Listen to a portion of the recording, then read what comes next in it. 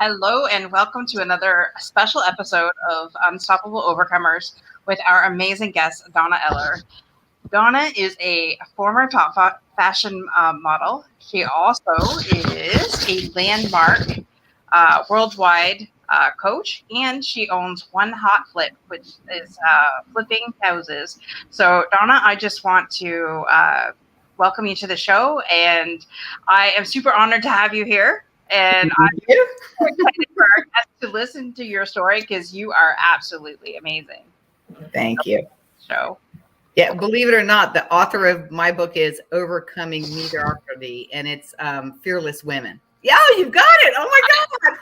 I've got the book and I read your story, and I'm like, I have to have this woman on the show because I knew, well, we have a mutual friend, Kimberly Genovese, and Kimberly introduced us and said, you need, because I had opened my show up to cancer survivors at any given time. They could come on and share the story, provided it was in my schedule to do it.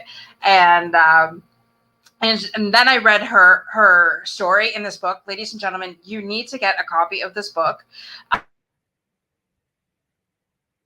was just like, okay, girl crush, first time in my life. I'm like, seriously. I was floored. See, you can show them my hair because that's what I miss the most. Like I look at your hair and you have dark hair, but I was the blonde, on the other side. The other side. Right there. There she is. That's my hair that I miss. But I do have curly kind of, new hair. But that hair means survival. Yes, it does. Just because I mean, a lot of people don't lose their hair, and some people do lose their hair during treatments. And I'm just like, you're just thankful that you're here. Second chemo, and it was on the pillow. It was gone. I mean, all of it gone in like the second chemo. Oh, really? Yeah. Oh, wow. Now, I don't know, at the Windsor Cancer Clinic, they prep patients for that.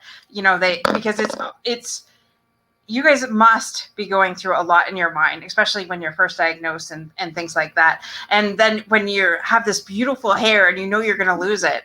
And, I just, I know that at the Windsor Cancer Clinic, they do prep you. Do they do that in Michigan? They did not prep me.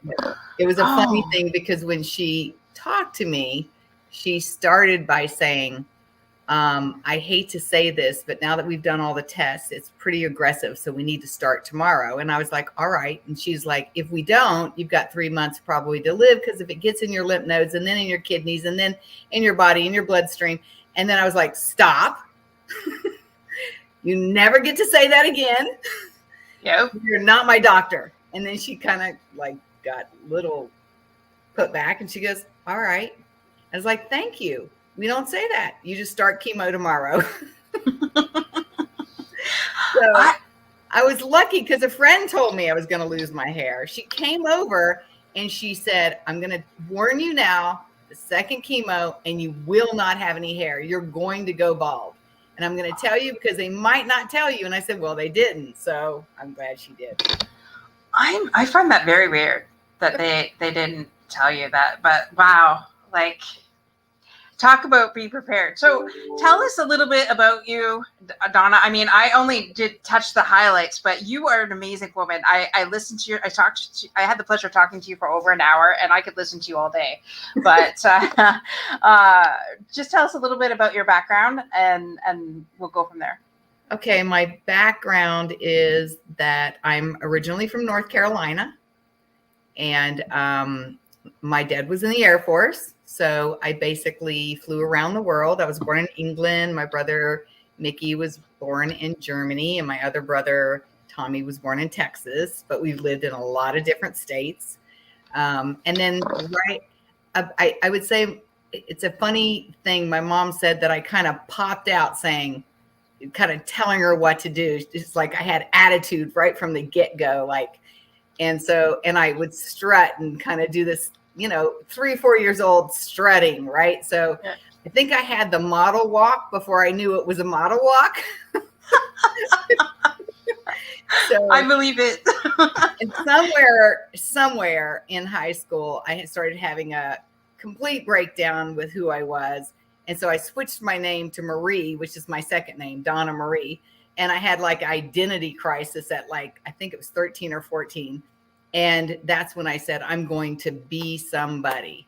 I'm going to leave this little bitty town, Tarboro, that has population 10,000. I'm going to do something.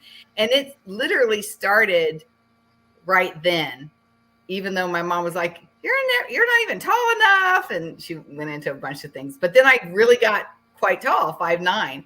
And then she's like, well, maybe you could. And I'm like, I think I can. And it turned into some crazy dream I had.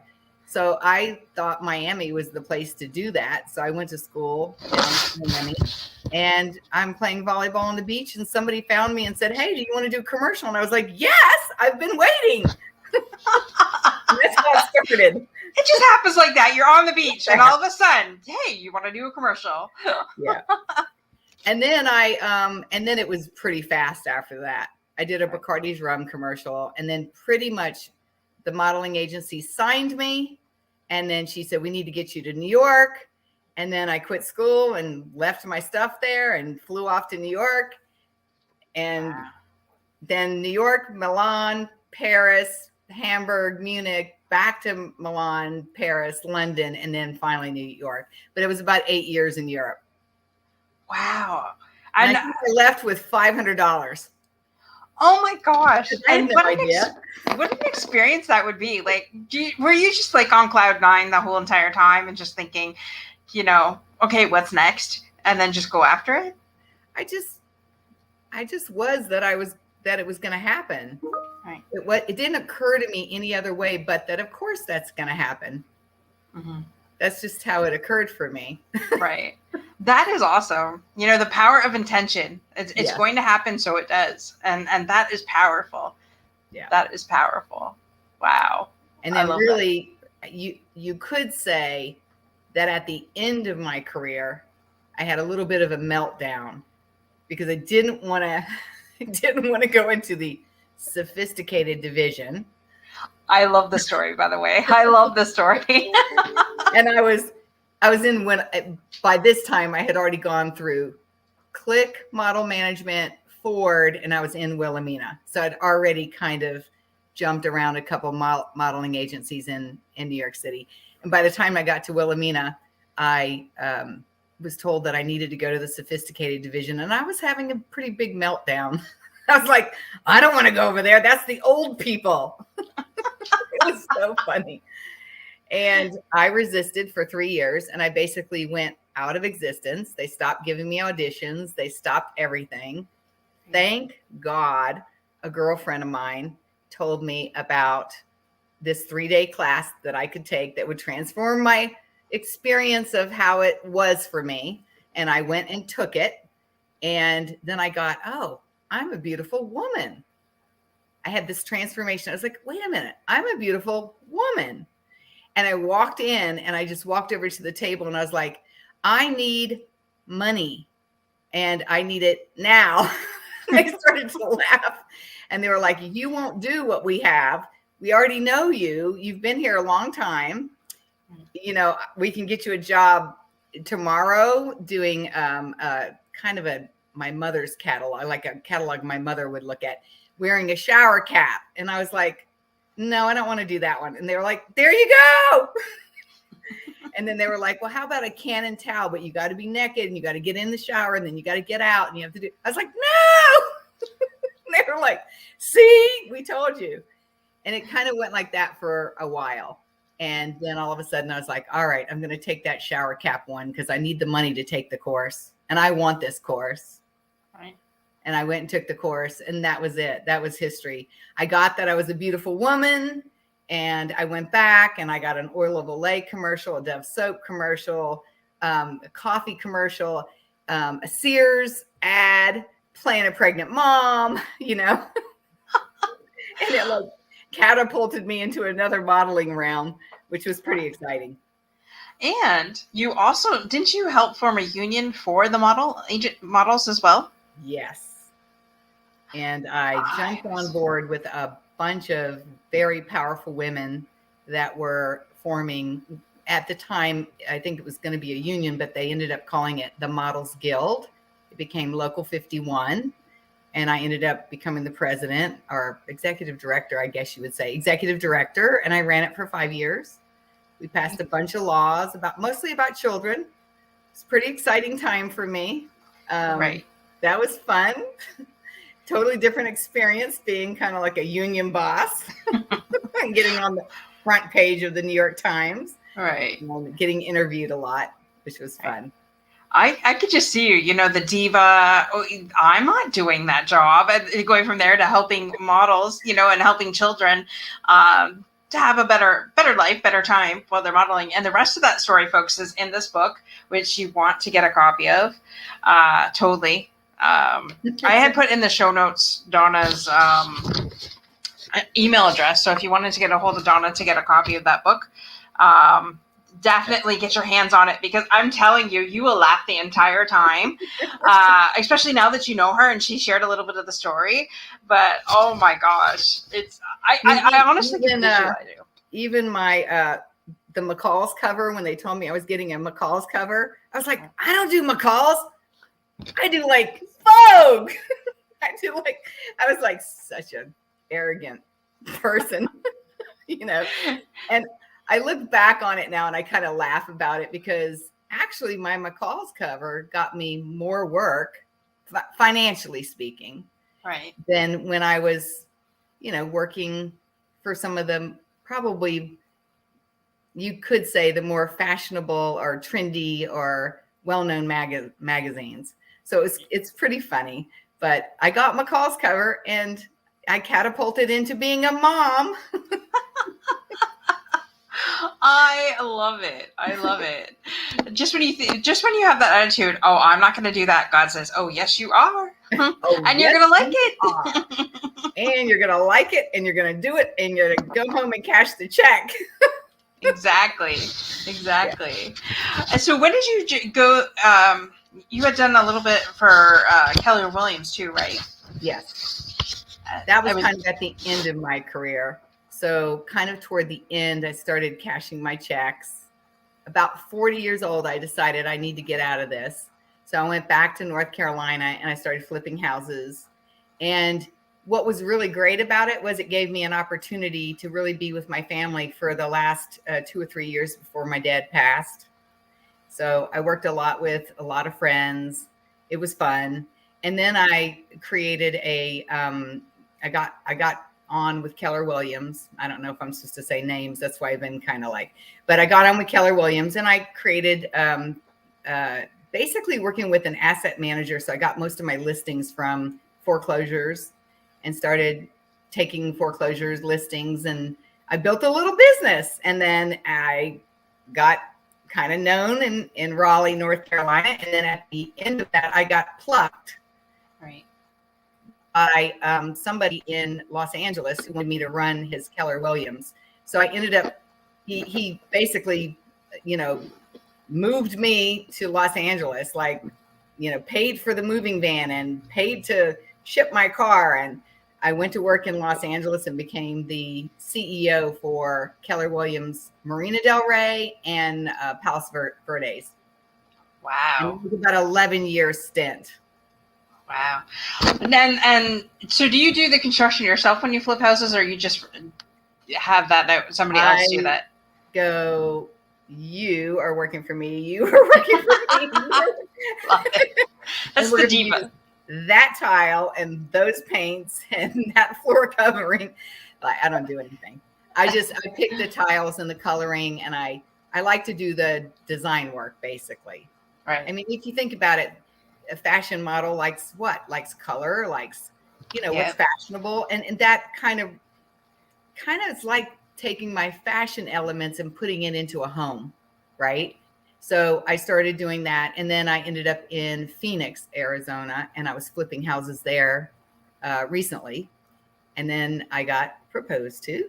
Ooh. So I moved to Detroit, and I'm now flipping houses in Detroit. Which comes to the story of how you actually met me. Yes. Okay. So yes. How you actually met me was about the cancer. Yes. And the thing about the cancer is, which I'm I'm grateful and I'm blessed because when I met Brian, I didn't know this was going to happen right from the get-go. And I had been here less than 6 months and found out I had cancer. And so for a year, I think it was 35 weeks of chemo, about a month off. Then I had my surgery, and then another month off recuperating. And then another, November, December, January. And then I flew home in February because I went to North Carolina to have my radiation. So it was pretty much complete by March. I found out in March and it completed in March. So it was about a year. Wow. From start to finish. Right. And I was bald almost that whole time. But that's why they made wigs.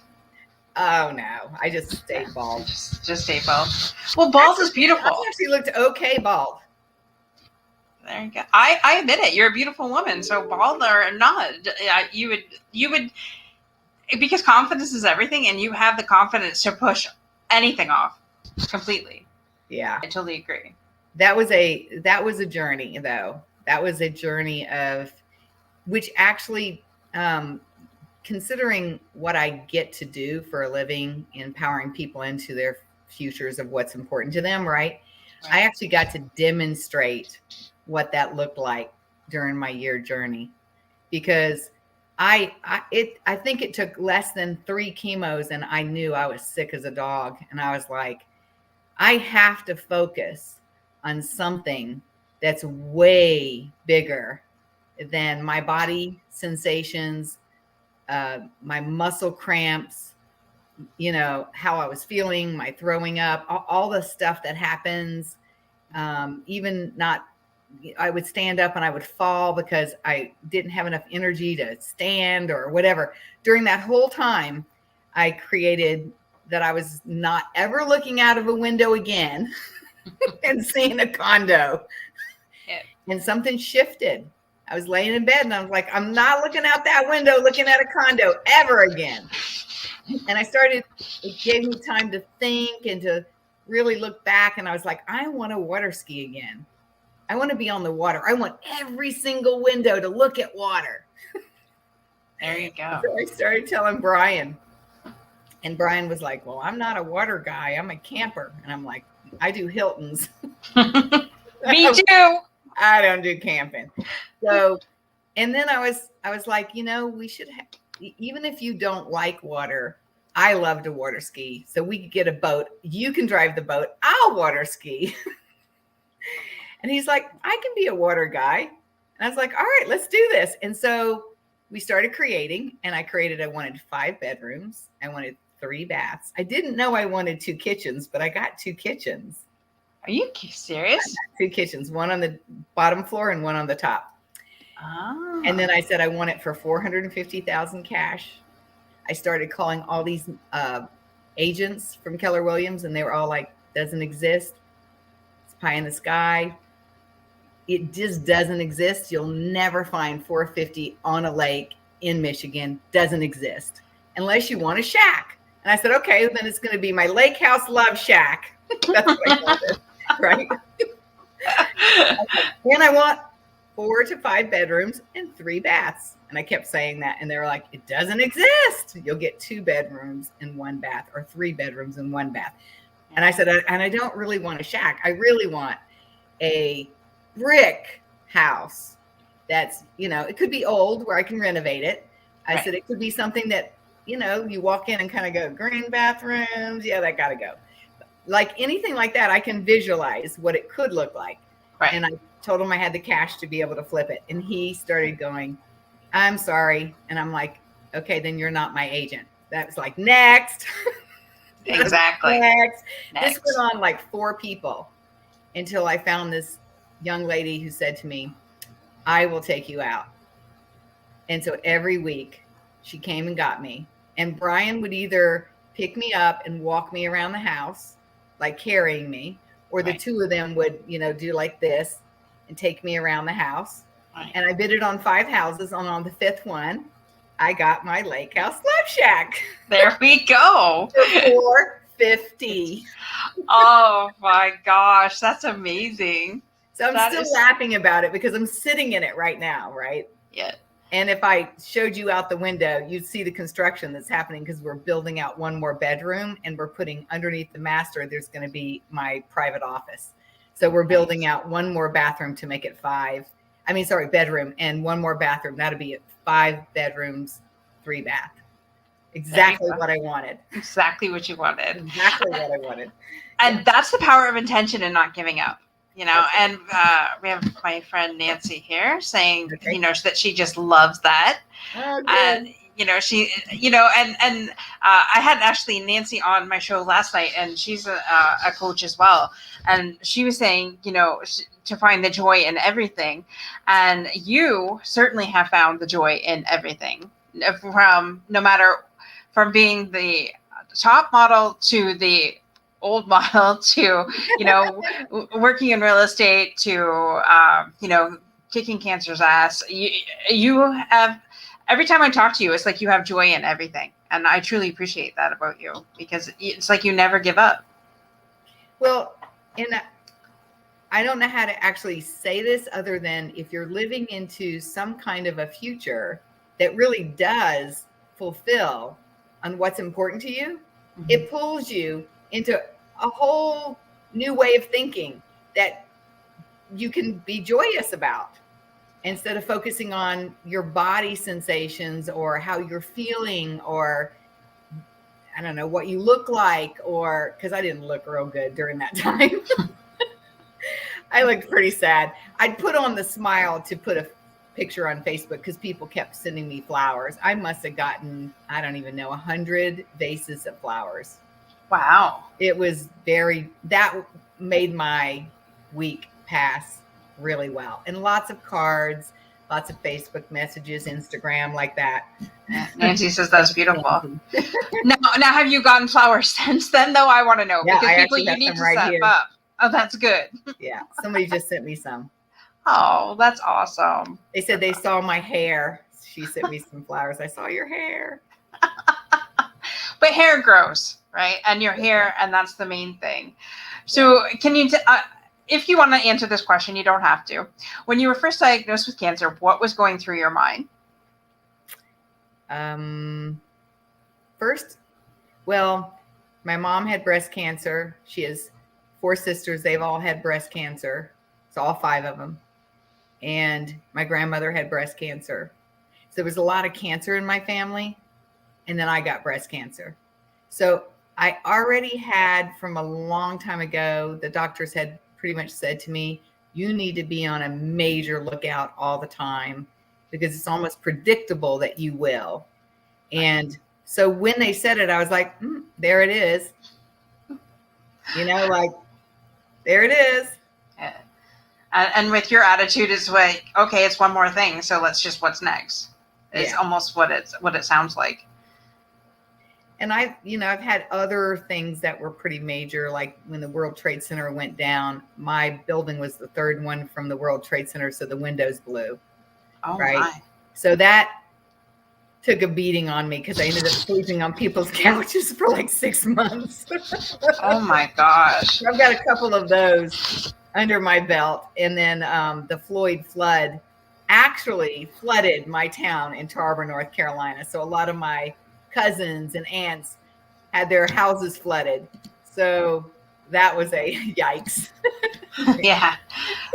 Wow. And so there's been some, things that I've had to deal with that I would say aren't very happy, but when you've overcome them, right? That's how you get in a book called Fearless Women. Exactly. And somebody says, oh yeah, she's definitely a fearless woman. There she is. Oops. There we go. You have to do the opposite when you're on camera. Yeah, so yes, that is Donna with her nice long hair. With my Which hair. she'll get back. Yes. That's right. When I modeled, my hair was very short. So. Okay. Yeah. And Nancy says there's quite a list of events. I did not know about the Trade Center. Yeah. She is a fearless woman for sure. Thank you. And she's in the book Fearless Women. So totally get your copy today. contact Donna, and actually I'll put your email in the notes again, but they are in the show notes, but I'll put it in the comments as well, just so people have it. So do you mostly only do like people who are overcoming cancer? Is that the major thing for your podcast? For my podcast, the original podcast is people who have gone on to overcome basically any obstacle in their life, and to help others along the way with that, or to at least inspire other people, share their story. And I believe that everybody in the planet has a story to tell. And I believe that we are all connected somehow. And I believe that by sharing your story, you have saved somebody's life. And I had a coach that said, you are selfish if you keep your mouth shut. And for years, I kept my mouth shut and I didn't do anything. A little bit about my background for those of you that this is your first time tuning in. So I was bullied for my weight during school. I had very low self-esteem, which then, because my self-esteem was so low, I was in abusive relationships, both professionally and personally. My parents have been chronically ill pretty much as far back as I can remember. Anything from heart, strokes, kidney failure, cancer right now. And now my grandmother has dementia. And my uncle took his life Christmas Day 23 years ago. So to say that my life has been full of ups and downs and twists and turns. And in those moments, there was moments that I too suffered from anxiety, depression, because of how I felt. Like when you're in those abusive relationships, those people make you feel worthless, and it's hard. You feel like you're alone, and until you decide enough is enough and you step away from that and then start surrounding yourself with amazing people. And that's how I kind of dug myself out of my rut. I found some amazing people such as Kimberly and Jen and Dr. Christy and that Saturday morning group and yourself, and just really I did 10 years of healing, and then I met my husband. So I didn't actually think I was actually gonna find somebody. Right, somewhere is crying for help. That's totally true. So I had said to a girlfriend of mine, I should write a book about my life. And she said, you absolutely should. And I said, well, no one's going to read it. Who am I? I was like some country hit from Windsor, Ontario. And she says, I'll read it. So I said, okay, whatever. So for 6 years, God was like bugging me about it, bugging me until the pandemic hit. And that's when the Overcomer was born. So the Overcomer was born, and then I said, okay, but that's not enough. I had this coach that said, you need to go live every day on your Facebook page, and you need to share what is going on in your life. You need to be vulnerable. You need to get out there. And I was the girl sitting in the back corner. I am a people person, but I observe. I'll help you out in any way I can, but I didn't ever want to be front stage. And here I am, the next Oprah. Because you're definitely front stage now. front and center, having my own show, encouraging people, inspiring people to say, hey, if I can do it, they can do it. And I'm nobody special. I'm just like anybody else that's out there. There's nothing special about me other than the fact that God said enough was enough hiding. You need to get out there and you need to start sharing your story, because like in the moments where I felt so alone, I could be in a room full of people and feel very alone. And this says that's the way it's done. And I never wanted somebody to feel like that ever again. I if I could prevent one person from either taking their life or getting out of that abusive relationship or finding a better way of life, then I had done my job. And so I mostly look for people that, have had overcome something. And actually, when I had Dr. Christy on the show, she goes, yeah, but I've never been abused. I've never done this. I've never done that. I said, but you're number one, a doctor. You're number two, a mom of 3 boys. Hello. you are coordinating the chaos and everything that you do. You are an overcomer because you didn't get up and you got out of bed this morning and you help other people. She's a holistic healer, so she helps other people through that. So, and that's, like I said, I believe anybody really could qualify for the show because I believe we all have a test. We've all had tests. So, yeah. And then the cancer part came about. Right. I didn't realize that June was Cancer Survivor Month. I had no idea. Why I didn't know that, I don't know. Because number one, I don't watch a lot of news, to be quite honest. And I'm just stuck in my zone doing what I'm doing. And so, and obviously cancer, like it runs in my family. And my dad has it. And that's who I had everybody praying for the last couple of days. I didn't give a lot of detail out there on that, but everybody, I have been completely open and honest with my dad's cancer story, right from the beginning, because we found out after I got engaged. I got engaged November of 2020, I think, or 2019, and he got diagnosed in April of 2020, and so. And here we are, and being in the waiting room with other cancer patients, families, it's like a camaraderie, and it's like, you're not going through this alone because other people are here, and some people just want to be heard, and some people just want to know that, hey, you're in this too. And I felt that very strong because thank goodness the first time he was diagnosed with cancer, we were able to go sit in the waiting room. And so we met a couple family members of the patients, and we built a bond with them. And it's almost like you're building that bond because you're in the same hell together. So you know what it's like, when, your spouse or your husband or your father, isn't eating and he looks like a skeleton, and, they're going through that too. And, the chemo makes them sick, and they get into their heads because they have, let's face it, they have something in their body that could potentially kill them at any time. And it's scary for them. So, to share those stories with somebody else, it's kind of soothing because, you're not alone. And the whole premise of Unstoppable Overcomers is knowing that you're not alone. So I had a couple friends that had just came out with their leukemia story.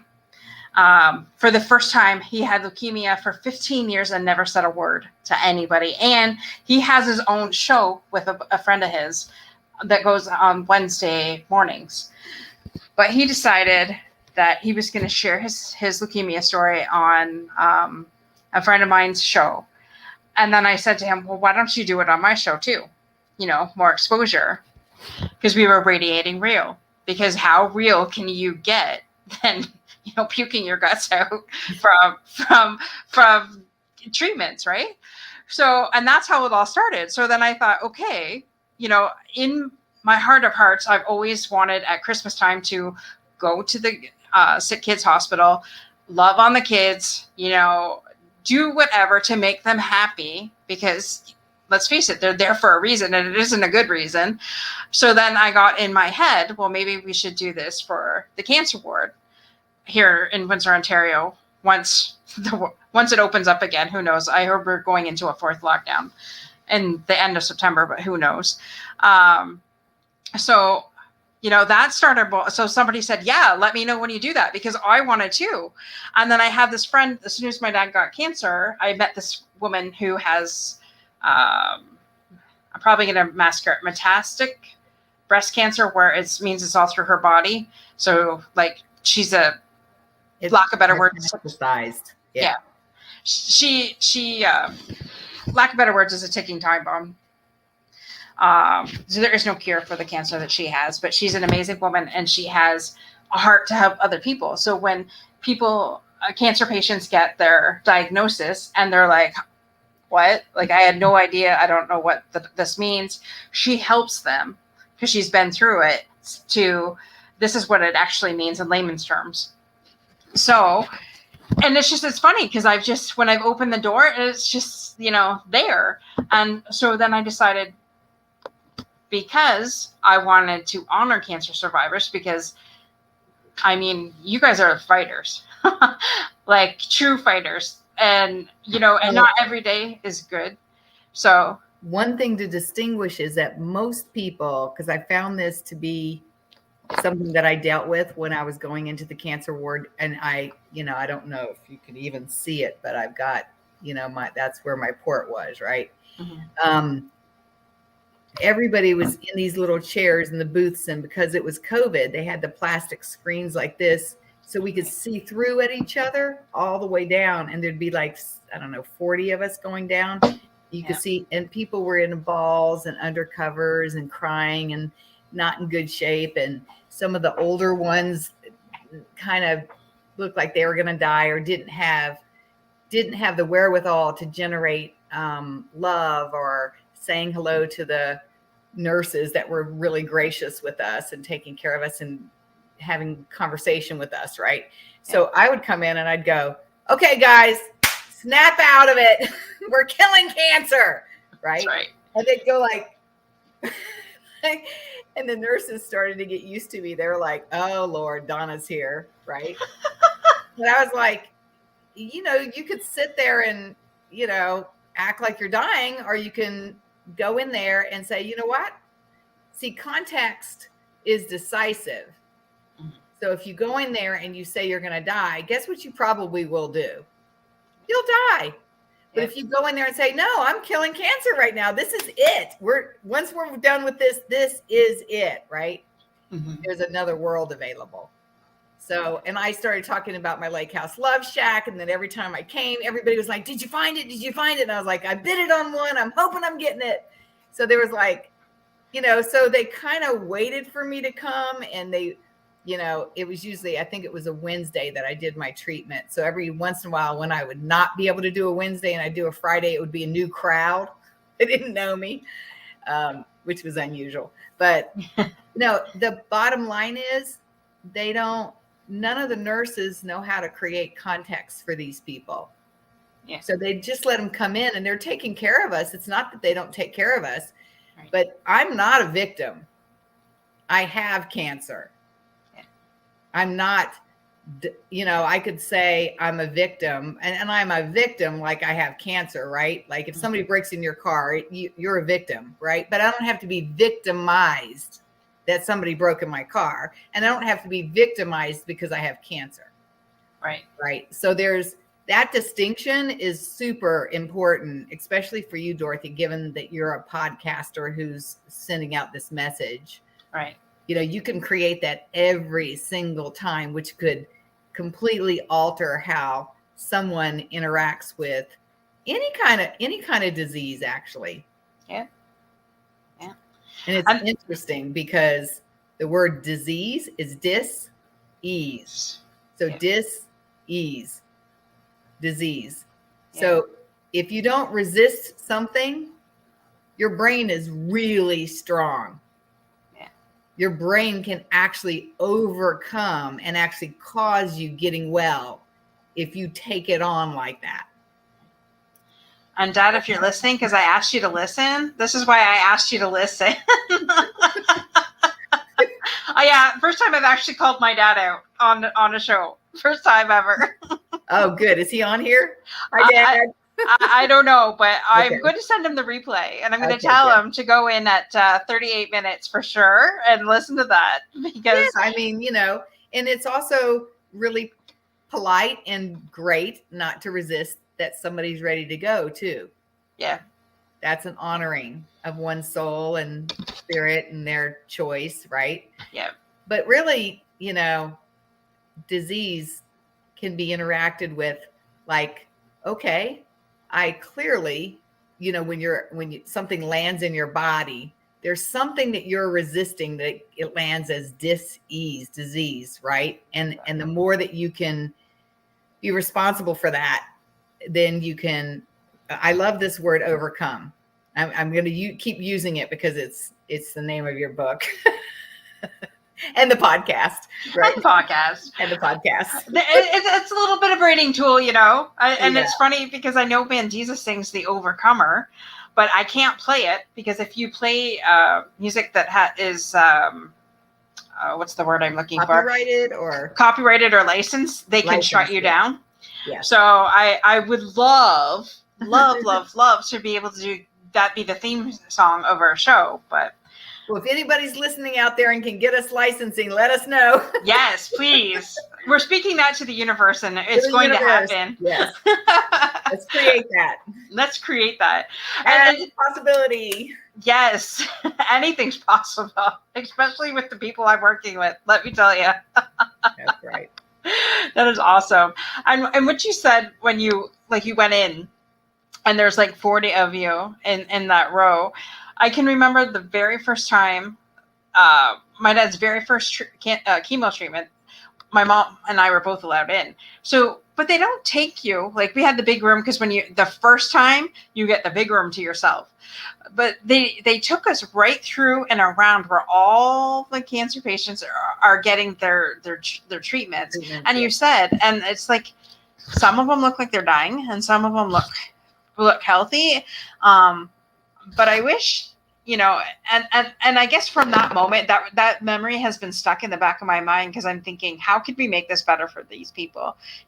Like they're going through something traumatic. How can we make this better? And like you said, you coming in like, hey, we're killing cancer. And that's, it's like a Robin Williams type thing, because that's exactly what Robin Williams would have done. He would have.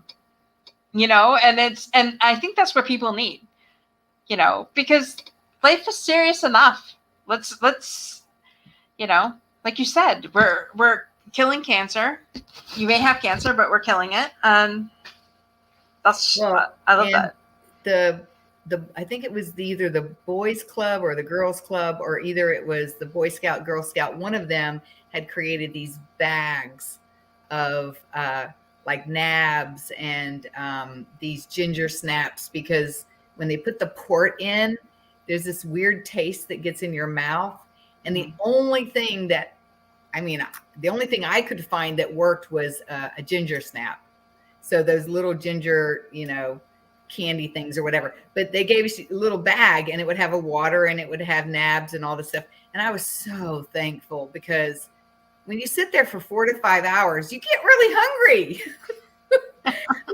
So 2 things: context. If somebody was like, okay, we're killing cancer, like that would, alter our mentality. And then we love food when we're sitting there for 4 hours. Food and water is good.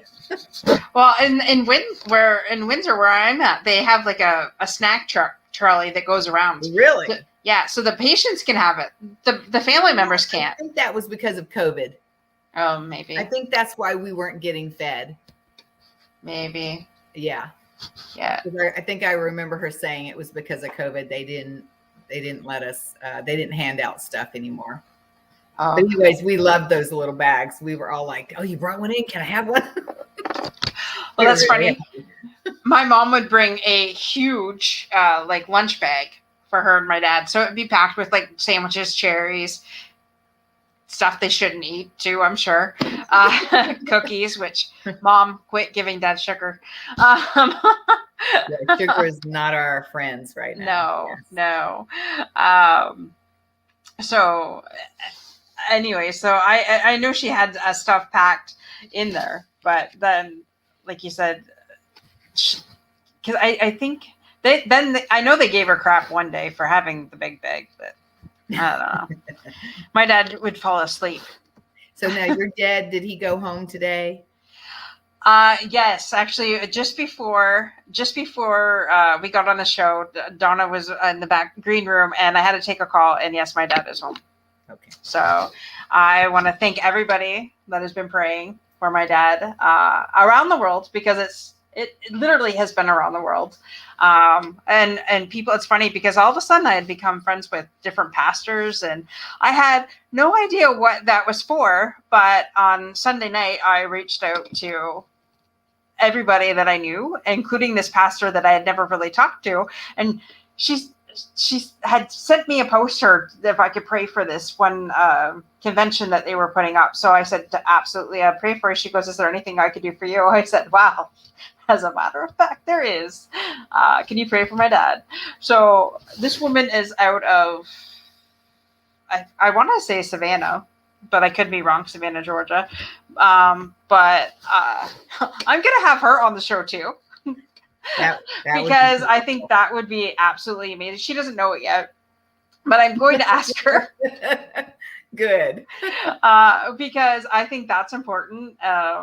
Obviously, prayer is powerful, and nobody can tell me differently, because within 24 hours, you go from almost dead to, hey, I'm going home.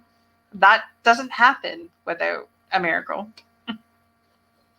Miracles are great.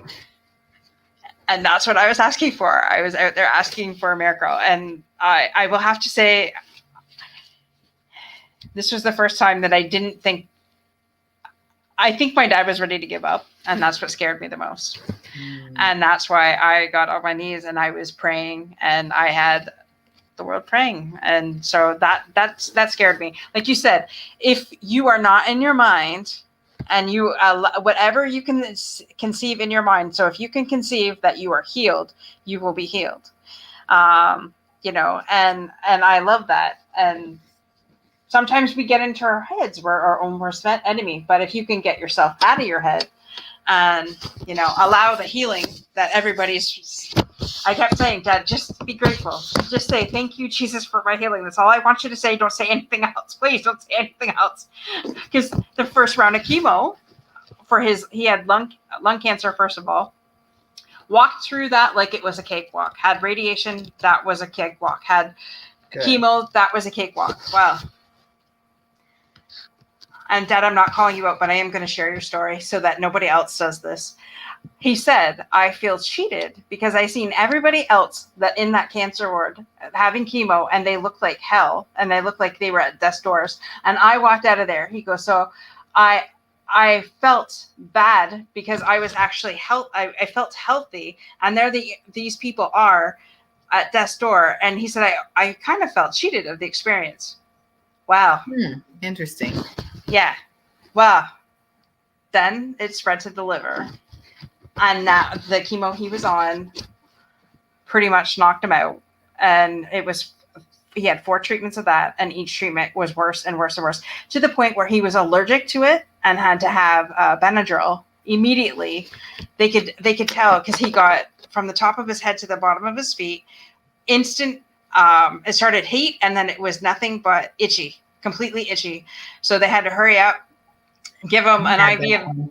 Oh, really? He got him on they put a bag of liquid Benadryl. I had to have that with my chemo, because I would get really flush, then a hot flash. Yep. And I start sweating. And there was a couple of, and then sometimes I'd get like where my neuropathy in my fingers and my feet, and they'd start twitching. It was the weirdest experience. Yeah. And that is what was happening. And so he had that twice. And so to the point where I shouldn't share this part, but I will, because I share everything anyways. He walked in the door, dropped his everything, hopped in the shower, and had my mom put cream on him right away. One of the times, because he was so itchy, he couldn't stand it anymore. It was anti-itch cream. Yes, the itchy. Yeah. And so this is what happens, people, when you say things like that. The power of the tongue is very powerful. So when you say, I feel cheated, God's going to say, okay, son, I'll show you what it's like. And this is what I told my mom. This is how my mom got through it on Saturday night, because I said, Mom, this is exactly why this is happening. I said, so tell Dad never, ever, ever, ever, ever to say that again. And then. Well, words create a world every time you speak. Yes. So watch what comes out of your mouth. Exactly. Even though our brain isn't necessarily our best friend, because we wake up and it says things like, I don't want to get up, or, all the things like, I can't do that, or whatever that is. Yeah. All of that is just brain thoughts, but watch what comes out of your mouth. Yes. Yep. So the only thing I want to hear is, thank you, Jesus, for my healing. That's all I want to hear out of his mouth. Thank you. I'm blessed. I'm blessed and not stressed. There we go. That's actually a very good saying. I'm blessed, not stressed. That's right. Yeah. Yeah. And so, yeah. I mean, there was complications. He has an infection too, chest infection, but it's under control, and he is back at home. And Thursday we find out how we're going to shrink the tumor on his liver. So, yeah. Well, I'm going to have to think up another big thing for me to actually, I forgot to tell you this one thing. So I did get engaged. I forgot to tell you about this piece. Yes. And we were supposed to get married May of 2020. Then it was July, and then it was September. And so now it's going to be October the 9th in Tulum. Oh. And we've named it Toes in the Sand. Nice. That's the name of my wedding. I love it. That's the same day my cousin got married. Oh, really? And it's only 2 or 3 weeks from when I got married. Nice. Yes. Nice. I love that. COVID the Sand. I love that. October 9th. We'll have to send you a card. Yes, that's gonna be my day. I can't wait. You will be a beautiful bride. We really actually made up our mind that we were going to get married in Los Angeles, New York, Detroit, North Carolina, and Tulum. We're just getting married everywhere. So everybody who knows us gets to come and see it. I love We don't want to do too large of a group in one place. So we're going to do little bitty mini ones all over the place. So everybody gets to come. That's awesome. That's awesome. Oh, I'm so happy for you, Donna. And I'm thrilled that you said yes to coming onto the show. And I know that for sure your story has helped more than one person out there. My goal is to reach at least one, because, Jesus said reach the one. So my goal is to reach one per episode, if not more. But also know that this will definitely be going on Anchor and Spotify by the end of the week. If I could give you one thing that I would say to anybody who has cancer, you have to keep saying, I'm killing cancer. Yes. You just have to say, I'm killing cancer right now. It's all good. I'm killing cancer. And I think that's really important because it tells the brain that's what you're doing. Yes. It kind of like it alters the way you think about it. I'm killing cancer. And like I would say, guys, no, you don't get to cry. You don't get to do all that stuff. You're killing cancer. It's like, I'm going to get a t-shirt made that says that. My friend Frank, hey Frank, if you're listening, I need a shirt that says I'm killing cancer, and my dad is going to be wearing that. I love that. And thanks to our listeners for tuning in, and for the ones that I know that there'll be like a lot more coming on the replay later, and I totally get that. And Donna, I am so honored and privileged to have you on here. Is there any last words other than I'm killing cancer that you want to say to our viewing audience? Well, for your dad, let him know that if he wants to keep living, right? Yeah. That he gets to say. I love that. It really is it's his word. So have him watch what comes out of his mouth. Oh, I think he's learned his lesson. Especially with you as a daughter, right? Exactly. Because I'm like, don't say everybody. In front of everybody, yeah. That's right. But I say that because I don't want another person to do the same thing. And that's the only reason why. It wasn't to please nobody watching this. It's this to say that, anything bad against my dad. My dad doesn't know better either for those things, because he's not where I am. What should I say? Not biblically, spiritually. He's not where I am spiritually. That's right. So he's getting there, but he's not quite there yet either. So I've had a lot of more teaching than my dad has in that regard. So I when things like that come up, I'm like, that's a teaching lesson, and I'm like, way to go. That's one heck of a teaching lesson. Teach him faith. Yes. Yes. Beautiful. Yeah. So, and that's, I think we could all learn that lesson, right? Because I think even even myself, there are moments and times that I'll say something. I'm like, wait, no, I erased that. I don't really mean that. Good for you. Just erase it. Yes, I erased that. God, jeez, I honestly did not mean to say that. Good for you. So, because we do say things sometimes, and then we go, "Why did I say that?" Just go erase that whole thing. And let me say it again. mm-hmm. Exactly, and I am sure. Like, I've only been a Christian for 10 years, so still fairly new in my faith, and I know that there's been people that have been Christians their entire life, and they still say stuff that probably should not have said, and that's the beauty of going, okay, wait a minute, I don't mean that. This is what I actually mean.